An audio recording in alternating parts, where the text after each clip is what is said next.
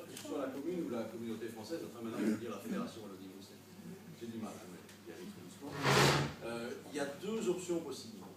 On est libre, les pouvoirs organisateurs en Belgique, ils sont libres et ils ont la possibilité de faire dans des marges très larges ce qu'ils veulent. La commune avait décidé en prenant des comptages il y a 4 ans. La possibilité qui existait pour le réseau de la communauté française, c'est de dire, ok, nous à Warem, on installe l'immersion dès la 3e maternelle. Ça voulait dire entrer en guerre avec la commune. J'ai pas envie d'entrer en guerre avec la commune. Et on s'est vu, on s'est entendu, on a discuté, et on s'est dit, mais est-ce qu'il n'y a pas moyen de faire de cette opération de souhait, de mettre encore plus de langues à disposition des enfants qui sont scolarisés dans le coin, est-ce qu'il n'y a pas moyen de faire ça ensemble?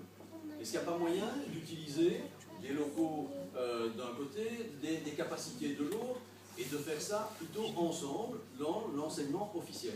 Et donc, c'était pas forcément, madame, je ne sais plus qui a dit tout à l'heure, a parlé de compromis.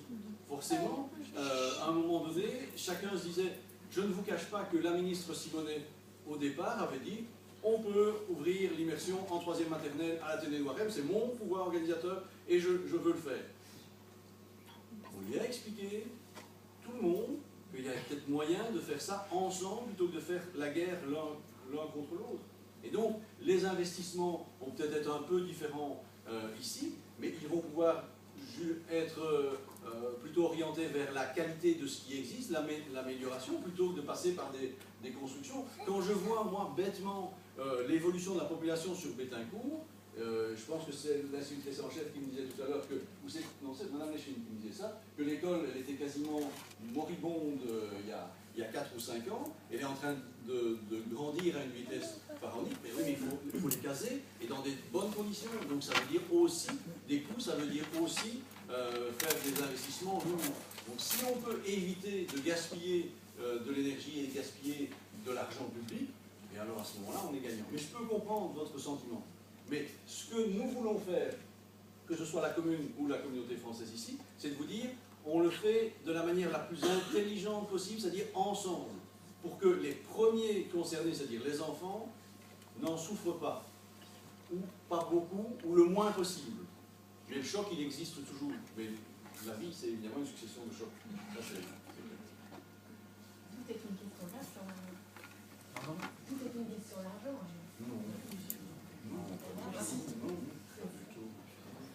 Non, parce que quand M. dit tout à l'heure que la ministre avait dit...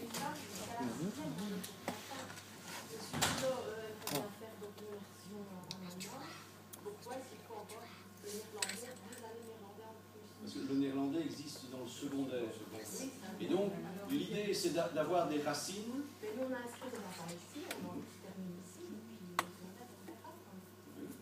puis Mais donc, l'immersion qui existe dans le secondaire, elle existe au niveau pour le moment du premier degré du secondaire. Moi, je pense qu'un arbre, c'est une vieille formule, ça, un arbre, il fournit des feuilles quand il a des racines profondes. Et donc, notre souhait à nous dans le réseau, c'est de donner ces racines. Et idéalement, notre rêve au départ, M. Fulot, Mme Chalet, de dire on va commencer les racines avec la 3e maternelle, ce qui est une possibilité. Et puis, on sait parler parce qu'on est des êtres humains intelligents, enfin j'espère, et de bon voisinage. Et on s'est dit, mais faisons les choses ensemble. Maintenant, on n'obligera jamais les enfants qui sont pour le moment à Bettencourt en immersion de dire vous êtes obligés d'aller en 5e et 6e, forcément. Donc, on a fait nos enfants ici, et puis...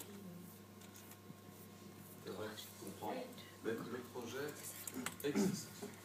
Le projet continuera sur Bettencourt, dans les termes qu'on vient de vous dire. On essaiera de l'améliorer qualitativement. Les bâtiments, on sait bien, progressivement, il faudra les remplacer par des choses plus modernes. C'est évident. Mais Bettencourt vivra. Ça, on tient à vous le dire.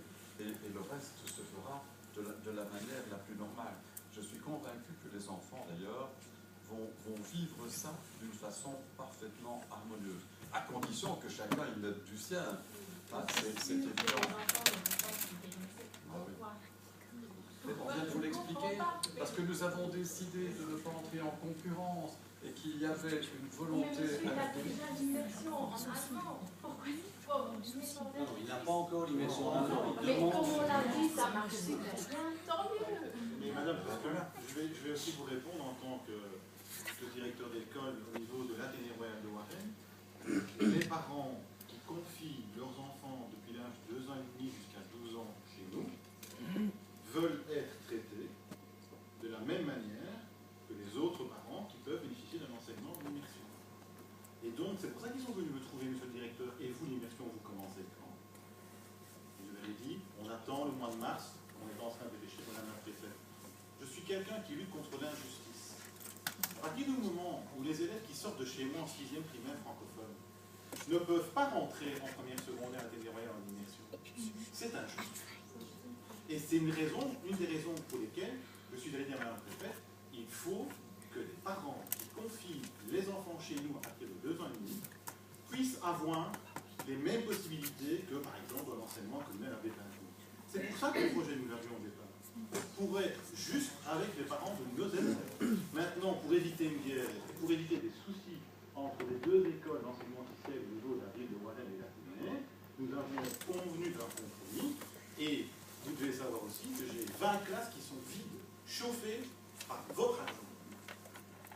Et je trouve inadmissible que vos deniers payent des locaux chauffés qui ne servent à rien. C'est aussi une des raisons pour lesquelles j'ai dit à Mme la préfète, il faut que ça bouge chez nous. Toutes ces raisons-là ont fait que nous nous sommes dit, il y a un projet à mener, il y a une belle opportunité à saisir, et pour le néerlandais, vous avez entendu, il y a un compromis qui a été mis. Voilà. Pardon? Sans en parler aux parents. Ah, je peux vous garantir, Mme la préfète est témoin, que nos parents nous ont applaudi. Écoutez, à partir d'un moment, il faut prendre des décisions. On l'a expliqué à la dernière réunion, il y a 3 semaines, et on vous a dit dans quelles conditions. Et il y a un moment où, par rapport à l'imminence de ce que la TD allait faire, il a fallu prendre des décisions. Elles ont été prises, et dès que nous avons pu, nous sommes venus vous en parler. Mais je comprends, les parents n'étaient pas là il y a 3 semaines, mais c'est dans cette volonté-là. Madame, vous voulez depuis longtemps vous levez la main. Oui, parce que je voudrais rebondir par rapport à ce que M. Coulon a dit, parce que là, ça m'a interpellé très fort. Vous dites donc que des parents sont venus vous trouver en demandant pour avoir de l'immersion en néerlandais pour pouvoir aller après à l'Athénée. Mais ici, vous allez leur répondre qu'ils vont devoir venir à Bétancourt et puis venir en 5e chez vous. Oui, je vais devoir leur dire au revoir, tout à fait. Voilà. Oui. Et donc c'est en ça que consiste le compromis. Voilà. Tout à fait. Évidemment. Maintenant, il faut bien comprendre que les parents ici, que vous êtes inquiets, c'est normal, c'est votre projet qui grandit, qui s'épanouit, mais nous, on doit s'adapter à quelque chose qu'on nous a bien présenté ce problème il y a 3 semaines, mais il faut bien comprendre qu'on n'est pas prêt du jour au lendemain, on deviendra.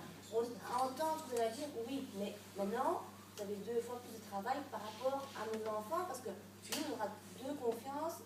Enfin, vous comprenez ce que je veux dire? Ma famille, c'est sérieux, hein. Moi, mon père, il a parlé comme ça au directeur, et on a réussi parce qu'il faut se rendre compte que c'est plein d'enfants. Enfin, merde, on a confiance, vous rendez compte, on fait confiance à quelqu'un, et puis, il y a 3 semaines ici, pouf, tout s'arrête. C'est sûr, c'est pour aller vers un mieux. Là, il n'y a pas de problème, mais vous devez admettre et comprendre que la réaction ne peut pas être ouverte comme ça. On va apprendre, hein. Madame, moi je vais vous répondre très simplement. Je trouve que votre démarche est très saine. Et je pense que c'est vraiment le pilier d'une collaboration honnête et ouverte, que vous nous fassiez part de vos craintes, de vos angoisses, de vos objections, de vos interpellations. Et nous sommes là pour y répondre.